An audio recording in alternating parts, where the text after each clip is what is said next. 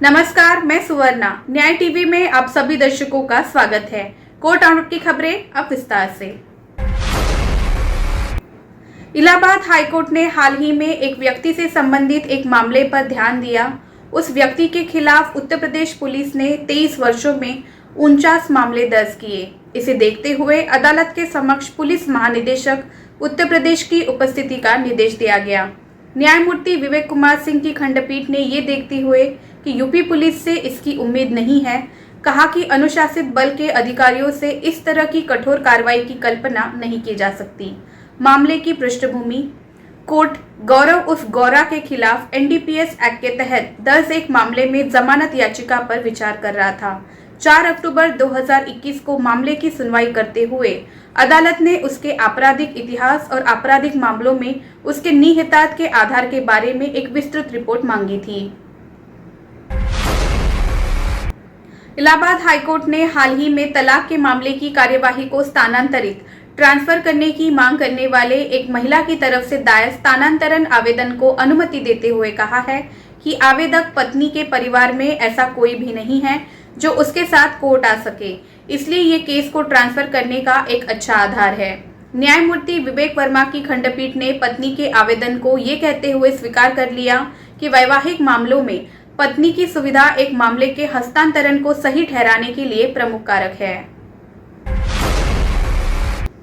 महत्वपूर्ण बात यह है कि इस संबंध में आवेदक द्वारा मानवाधिकार आयोग को एक शिकायत की गई और इसने पुलिस अधिकारियों पर जुर्माना लगाया और इसे आवेदक के पक्ष में दिया। अंत में यह प्रस्तुत किया गया कि 49 मामले में या तो आवेदक बरी हो गया या नोटिस वापस ले लिए गए। कुछ आवेदक जमानत पर हैं या अग्रिम जमानत पर हैं। वहीं कुछ मामलों में आवेदक के नाम का गलत उल्लेख किया गया है। न्यायालय की टिप्पणियां: कोर्ट ने शुरू में देखा कि वो संबंधित पुलिस थाने की पुलिस की कार्यप्रणाली को समझने में विफल रहा है। कोर्ट ने कहा कि ये कैसे कहा जा सकता है कि मामले किसी व्यक्ति पर गलत तरीके से लगाए गए हैं, वो भी एक बार नहीं, वर्तमान मामले में बार बार ऐसा हुआ है।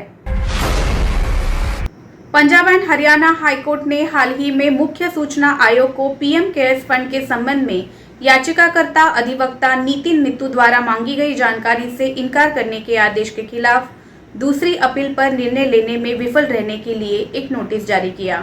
जस्टिस एचएस मदान की बेंच ने सीआईसी और पीएमओ को नोटिस जारी करते हुए मामले की सुनवाई 6 जनवरी 2022 तय की। मामले की पृष्ठभूमि: याचिकाकर्ता ने 7 जून 2020 को सरकार द्वारा विकसित ऑनलाइन पोर्टल आरटीआई ऑनलाइन के माध्यम से पीएम केयर्स फंड के संबंध में प्रतिवादी संख्या 3 लोक सूचना अधिकारी पीएमओ से सूचना का अधिकार अधिनियम 2005 के तहत कुछ जानकारी मांगी।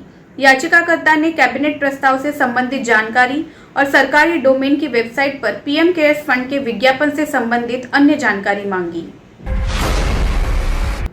कर्नाटक हाईकोर्ट धारवाड़ बेंच ने एक बलात्कार के आरोपी को ये कहते हुए जमानत दे दी है कि पीड़िता एक विवाहित महिला है जो खुद आरोपी को सुबह सुबह वीडियो कॉल करती थी और इसी दौरान आरोपी ने कथित तौर पर उसके निजी अंगों के स्क्रीनशॉट लिए थे।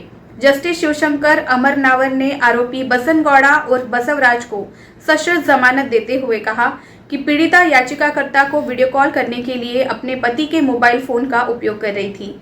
सच ये है कि पीड़िता याचिकाकर्ता को सुबह 4 से 5 बजे के बीच वीडियो कॉल करती थी और ये तथ्य उक्त कृत्य के लिए उसकी सहमति को दर्शाता है।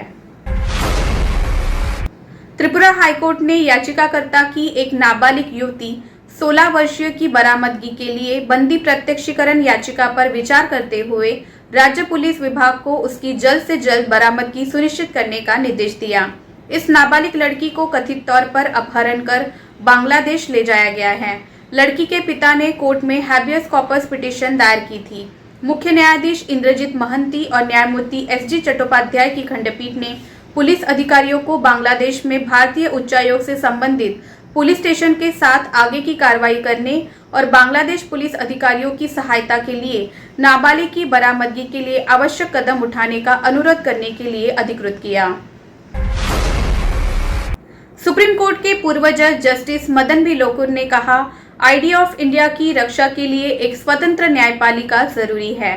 संविधान दिवस के अवसर पर आयोजित एक कार्यक्रम में जस्टिस मदन बी लोकुर ने कहा, जब तक हमारे पास एक ऐसी न्यायपालिका नहीं होगी जो खड़ी हो सके, बोल सके और आत्मनिरीक्षण कर सके, हमारा संविधान एक दस्तावेज बनकर रह जाएगा, जिस पर हम 26 नवंबर को चर्चा करेंगे। जस्टिस लोकुर द लिफलेट द्वारा आयोजित एक कार्यक्रम में बोल रहे थे, जिसका शीर्षक था undermining the idea of India, which way forward.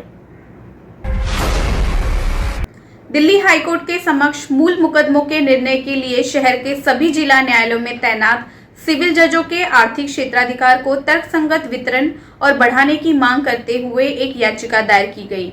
Civil जजों का वर्तमान अधिकतम आर्थिक क्षेत्राधिकार ₹3 लाख है। अधिवक्ता अमित साहनी द्वारा दायर याचिका में कहा गया कि वर्तमान सिविल जजों को सौंपे गए आर्थिक मूल्य ₹3 लाख बेहद कम है। इससे जजों को मुश्किल का सामना करना पड़ता है, जिन्हें 3 लाख रुपए तक की वसूली के लिए निषेधाज्ञा मुकदमा और पेटीएम मुकदमा का फैसला करना पड़ता है।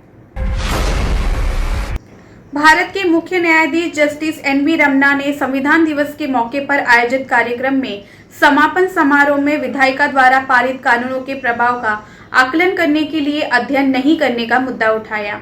CJI ने कहा कि इससे बड़े मुद्दे पैदा होते हैं। उन्होंने नेगोशिएबल इंस्ट्रूमेंट एक्ट की धारा 138 का उदाहरण दिया, जिसके लागू होने से मैजिस्ट्रेट अदालतों का बोझ बढ़ गया। उन्होंने ये भी उल्लेख किया कि मौजूदा न्यायालयों को वाणिज्यिक न्यायालयों के रूप में रीब्रीडिंग करने से लंबित मामलों की समस्या का समाधान नहीं होगा।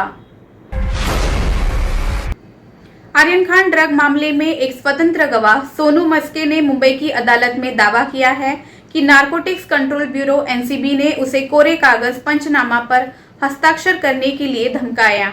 इसके अलावा सोनू मस्के ने अपने हलफनामे का संज्ञान लेने के लिए Mumbai court narcotic drugs and psychotropic substance NDPS अधिनियम के तहत विशेष न्यायालय के समक्ष अर्जी देते हुए NCB और उसके अधिकारियों के खिलाफ कई आरोप लगाए हैं।